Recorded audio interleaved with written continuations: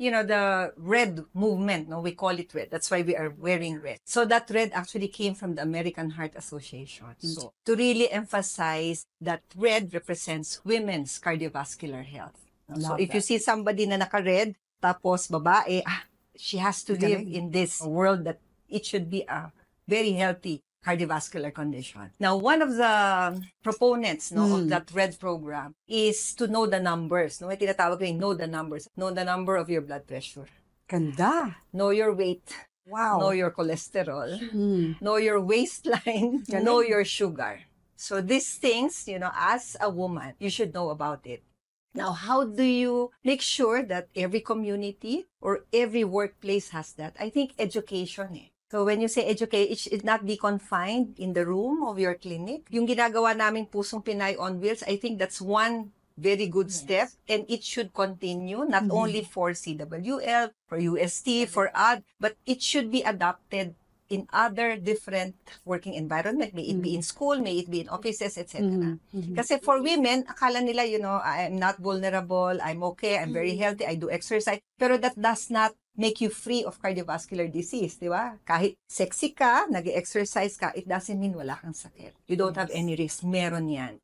Kaya dapat, you should know this through education. So dapat continue yung ganong klaseng lay fora, education on women's health, and of course, advocating yung numbers that we are talking about. Kasi bata, matanda, for your numbers, yun ang importante talaga. I've lived this life for quite a bit, no? Ngayon ko lang narinig na know your numbers.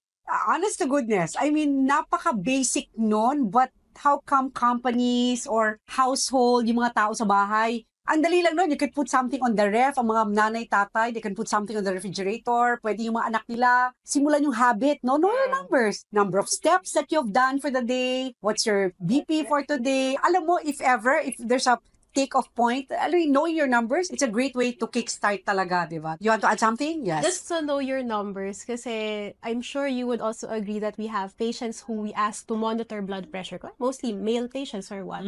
Since iisa lang naman yung apparatus nila, encourage the whole family to have at least their blood pressure taken at one point kasi marami rin tayong pwedeng mahuli through screening of blood pressure. And we usually say na if we catch patients who come to us for blood pressure elevation, we are prompted to work them up for other diseases that are related to hypertension. So, para lang sa mga viewers, pwede rin po kayo magpa-blood pressure sa nearest Mercury drugstore nyo or sa Watson's. So, if you're curious and you don't want to buy the apparatus, you can do that too. So, that's part of the know your numbers. Because we're amidst po magagaling na cardiovascular doctors po. Ano po ba yung talagang, halimbawa po, kung ako'y may aparato o wala, kung ituturo nyo sa akin yung tamang paraan, kung may magte-take sa akin ng blood pressure, ano po ba yung non-negotiable na stance ng isang tao na kinukunan po ng blood pressure? Pagka, nasa hospital bed siya, at kung hindi siya nasa hospital bed, nagpapa-check up, ano po ba yung itsura nun? Maybe, I know we don't have too many answers for that kasi pare-pareho, I'm sure basic naman po yun. Maybe you can do the one pagka nakahiga sa bed, and maybe Dr. Cindy can do the pagka nakaupo. Anong gawin nun? For a patient, syempre, kung ang magbi-BP sa pasyente ay isang nurse or a doctor, so they would know the proper way of doing that. So, I would just say na for that, dapat at the level of the heart, tapos well-calibrated yung machine. Ako, I prefer to take two blood pressure, on either side. On either side, okay. Pero, pag initial consultation, because there are some vascular diseases that can present with unequal blood pressure, so, yun, we do that. So, got it. So, that's one. Calibrated machine. Tama. Ay, dagdagan ko siya. Yes. Nakahiga yung pasyente. Yes. Make sure na yung paa niya hindi nakaganyan. Hindi po nakakross hindi nakakross ang paa. Dapat naka-straight. Kasi kuminsan, di ba, may kumot yung pasyente na nasa ospital. So, tingnan mo yung paa niya. And make sure na lie flat and then relax and then itong paa, hindi siya nakakross. And then yung hands po, pwede lang naman na on the side. Pwede on the side ang Thank you for adding that. Dr. Sis, pag nakaupo, magpapacheck up lang ng blood pressure, pumunta lang na malengke, nag-supermarket si mommy, si daddy. Ano po ba yung stance dapat ng katawan natin kung ito'y gagawin? Okay. Naku, laging ganyan, no? So, it's a common scenario in the clinic. So, upo sila, tataas ang kamay, papa-BP na. I don't usually immediately take their blood pressure because it takes a while before your blood pressure stabilizes. Bakit? Just came from outside, you were Yes. talking to someone, sitting down, and then you're talking to that patient. So medyo excited pa yan. Yes, And ang ganda ng point. Diba? Oh. So, definitely, tama ka. The patient should be properly sitting with the feet on the Flat ground. on the ground. Flat on the ground. Make sure that the hands is just on the level of the heart. Tama. Wait for 15-20 minutes and then you start taking the blood pressure. Don't ask the patient to talk.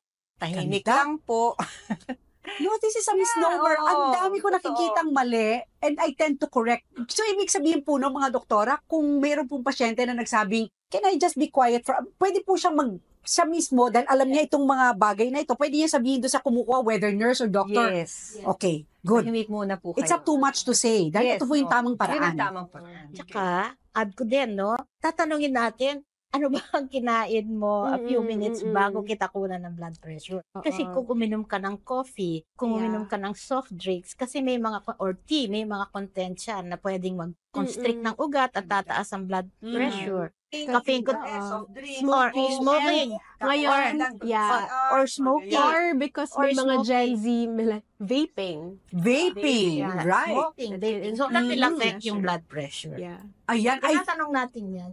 ang ganda kasi alam niyo yung common audience natin ngayon. Of course, we centrally focus on the cardiovascular health ng mga babae. Pero I kid you not, I think pagka nilabas nila ito, a lot of people will also gain a lot talaga dito sa ating episode na ito.